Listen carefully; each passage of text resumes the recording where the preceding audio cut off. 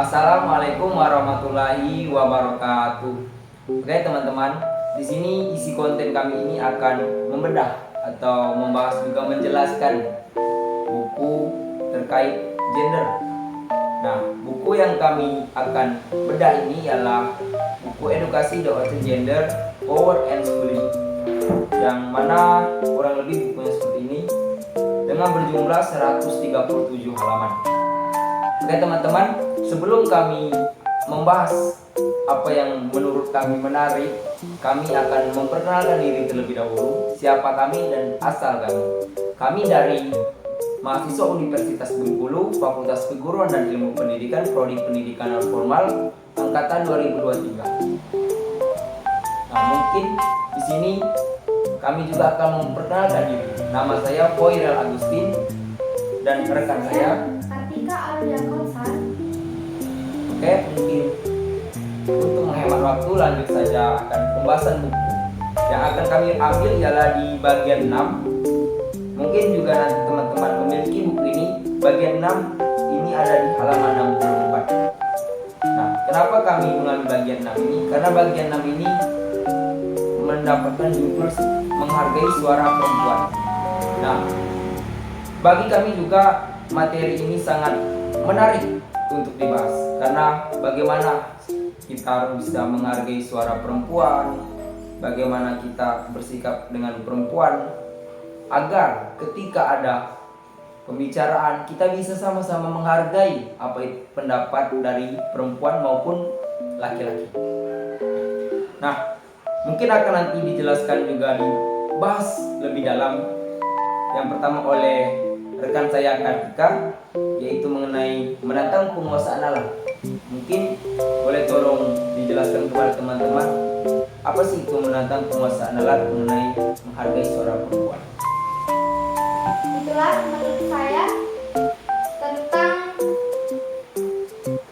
menantang penguasaan alam tadi, yaitu biasanya dalam masyarakat yang didominasi oleh narasi dan pengetahuan yang lebih sering diproduksi oleh pria, suara perempuan seringkali terpinggirkan atau bahkan terabaikan.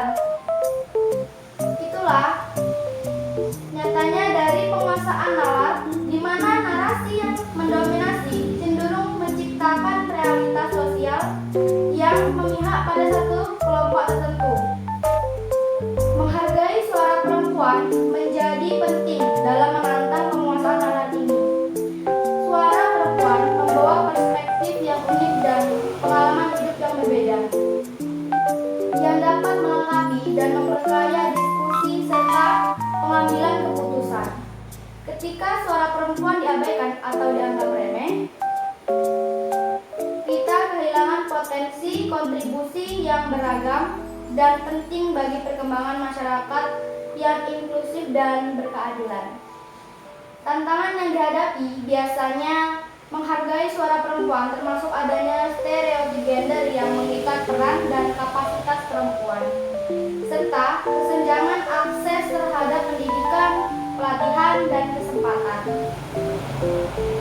Selain itu, kurangnya keterwakilan perempuan dalam posisi pengambilan keputusan juga menjadi hambatan dalam memperjuangkan suara mereka loh. Strategi ini mengatasi tantangan termasuk mendorong keterlibatan aktif perempuan dalam aspek-aspek kehidupan, memperkuat dukungan terhadap kebijakan dan program yang mempromosikan kesetaraan gender, serta menggalang dukungan masyarakat untuk menghargai dan mendukung suara perempuan.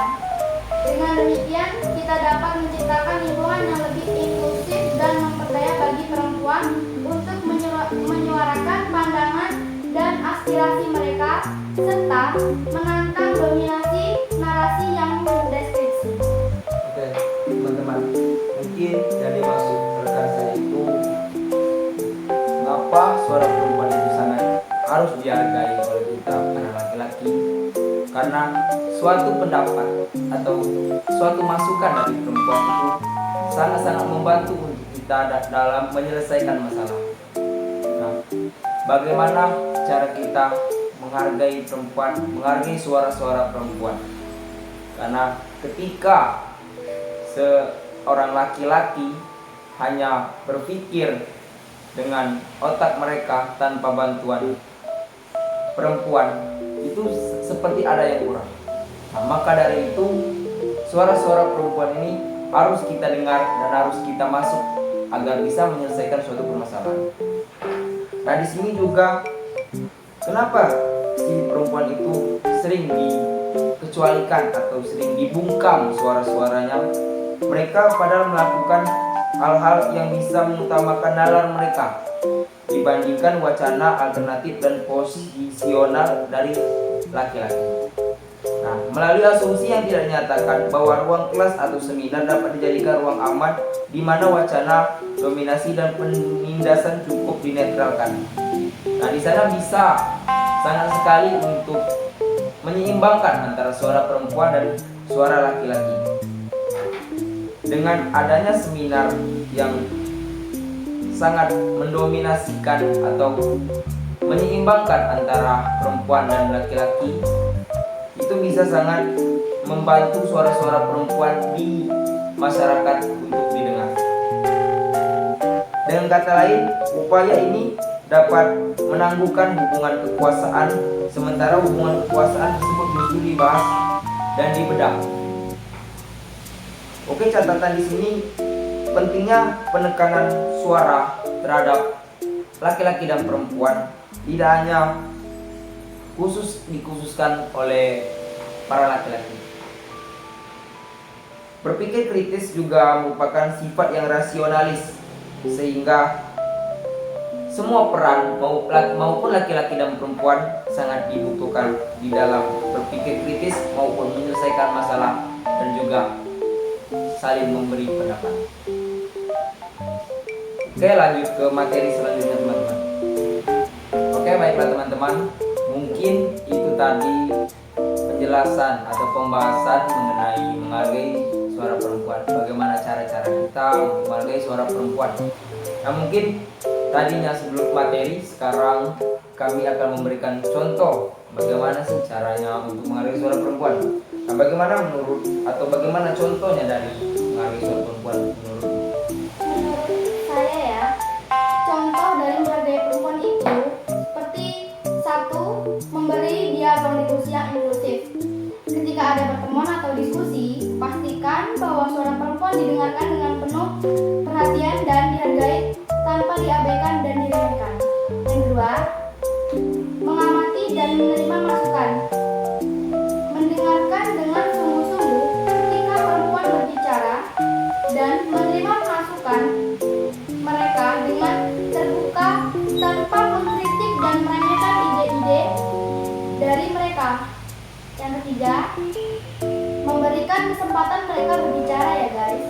Seperti memberikan kesempatan yang setara bagi perempuan untuk berbicara dan berkontribusi dalam segala aspek-aspek kehidupan.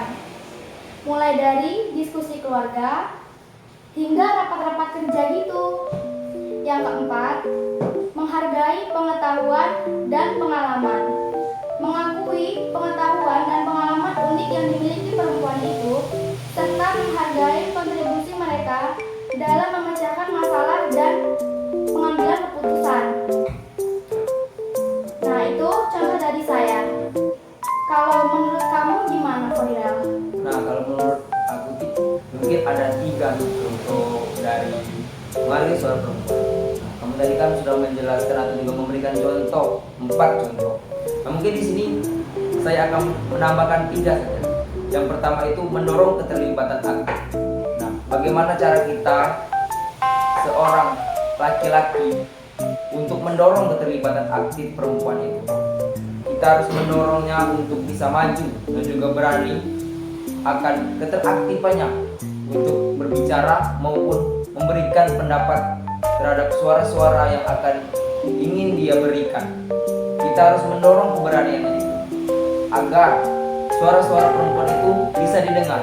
Nah, bagaimana kita bisa mendengar suara-suara perempuan itu, sedangkan dari perempuannya saja tidak ingin dan tidak ada niat dari dorongan hatinya untuk melibatkan dirinya aktif di dalam menyampaikan suara-suaranya. Kurang lebih yang pertama seperti itu ya teman-teman. Yang kedua, menjunjung tinggi karya dan prestasi perempuan-perempuan. Nah, bagaimana cara kita menghargai dan juga memberi apresiasi atas karya dan juga prestasinya? Ketika kita telah menghargai dan juga memberikan apresiasi terhadap apa yang dia capai, itu juga bisa membuat dia membuka suara-suara dan juga menyampaikan apresiasinya ke depan, sehingga bisa didengar oleh masyarakat maupun orang-orang yang bisa mendengar suara-suaranya. Dikarenakan dia akan cukup dipandang karena karya dan prestasi-prestasinya yang sangat memukau. Itu contoh yang kedua. Contoh yang terakhir, teman-teman. Di sini kita harus bisa melawan diskriminasi dan stereotip. Bertindak tegas melawan diskriminasi dan stereotip terhadap perempuan agar keterseimbangan antara suara-suara ataupun peran laki-laki dan perempuan ini bisa saling terjaga, sehingga diskriminasi dan stereotip ini bisa kita lawan dan bisa kita hilangkan. Mungkin itu saja contoh dari saya. Mungkin kita akan lanjut ke materi kedua yang lebih menarik lagi dari materi yang pertama. Oke, teman-teman. Hai guys. Oke, teman-teman, di sini saya telah mengganti rekan saya. Boleh diperkenalkan terlebih dahulu?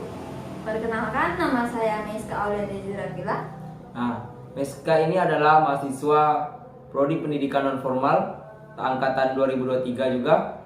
Nah, mungkin pembahasan yang akan kami bahas di sini lebih menarik dari materi sebelumnya, yaitu perbedaan gender di sekolah. Nah, mengapa sih kami ingin membahas perbedaan gender di sekolah ini?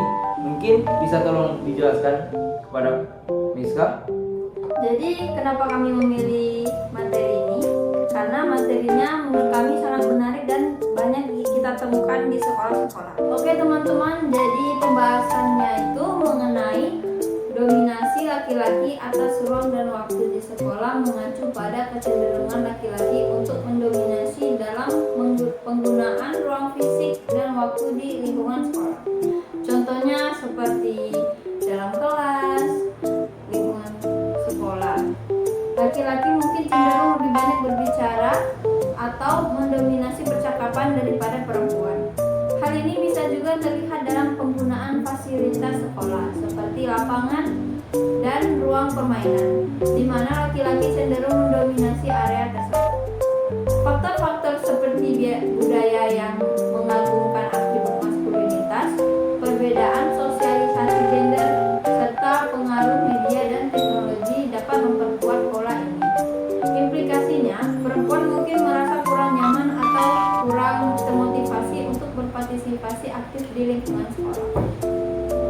Strategi ini mengatasi dominasi ini termasuk pendidikan kesetaraan gender, menciptakan lingkungan sekolah yang inklusif, memberikan pelatihan kepada guru, dan mengembangkan program yang memastikan berpartisipasi merata antara laki-laki dan perempuan. Dengan kesadaran akan masalah ini dan implementasi strategi yang tepat, kita dapat membangun lingkungan sekolah yang lebih adil dan merata bagi semua siswa. Jadi itu saja materi yang saya ketahui. Oke, baiklah, itu saja pembahasan yang sudah saya jelaskan. Baiklah, Koira, apa kamu memiliki penjelasan lainnya mengenai perbedaan gender di sekolah?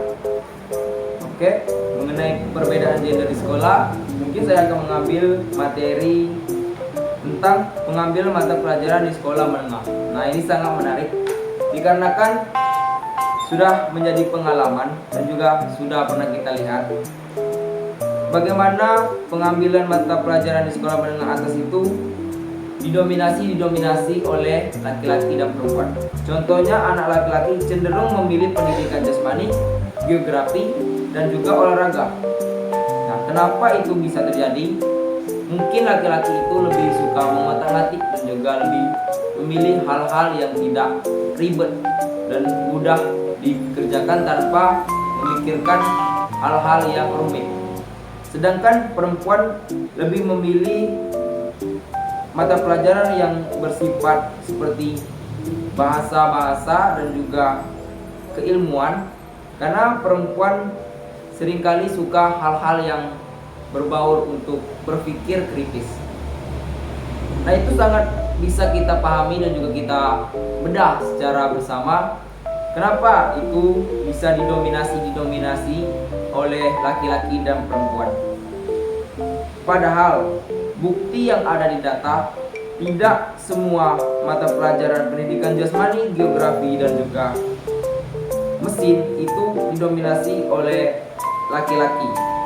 Tetapi seharusnya perempuan itu bisa mengambil peran di sana. Karena di sana juga banyak peluang-peluang yang dimiliki oleh perempuan. Di dalam pekerjaan, seseorang atau juga tempat bekerja tidak menilai dan juga tidak melihat jenis kelamin. Di situ kita bisa untuk membantu perempuan bisa masuk ke sana tanpa melihat didominasi oleh laki-laki. Nah, membahas perempuan yang lebih memilih bahasa Prancis dan juga kimia juga biologi. Kenapa mereka sering mengambil hal-hal yang bisa berpikir kritis dan juga hal-hal yang rumit dan juga penghafalan? Mungkin mereka berpikir bahwa anak laki-laki ini tidak ingin hal-hal seperti ini, sehingga mereka bisa mendominasi pembelajaran tersebut. Nah, kepada anak laki-laki, bahwasanya hal-hal seperti pembelajaran bahasa, biologi dan juga kimia itu sangat diperlukan oleh laki-laki. Dikarenakan itu bukan hanya wanita, laki-laki juga harus memiliki jiwa-jiwa terhadap biologi, bahasa dan juga keilmuan. Karena bukan tidak mungkin perempuan itu bisa memimpin hal-hal yang bisa dijelaskan kepada anak laki-laki. Nah, mungkin itu saja mengenai materi pengambilan mata pelajaran di sekolah menengah. Harapannya untuk kaum perempuan dan juga laki-laki bisa menyeimbangkan dan juga bisa berpikir bahwasanya semua mata pelajaran yang ada di sekolah menengah itu bisa diambil oleh laki-laki maupun perempuan. Karena tujuan dari sekolah yaitu untuk kesetaraan dan juga sama-sama belajar mengenai pengetahuan formal secara luas. Antara laki-laki dan perempuan sangat-sangat dibutuhkan di dalam pembelajaran dan untuk mereka mendapatkan pekerjaan. Intinya, untuk seluruh mata pembelajaran itu tidak harus didominasi oleh suatu golongan. Mungkin materi dan juga pembedahan buku kami ini cukup sampai sini saja. Kami akhiri. Apabila ada kesalahan maupun ketidaksengajaan penjelasan dan pembahasan kami yang kurang tepat, kami minta maaf. Kami akhiri. Wabillahi taufiq wal hidayah. Wassalamualaikum warahmatullahi wabarakatuh. Dadah guys.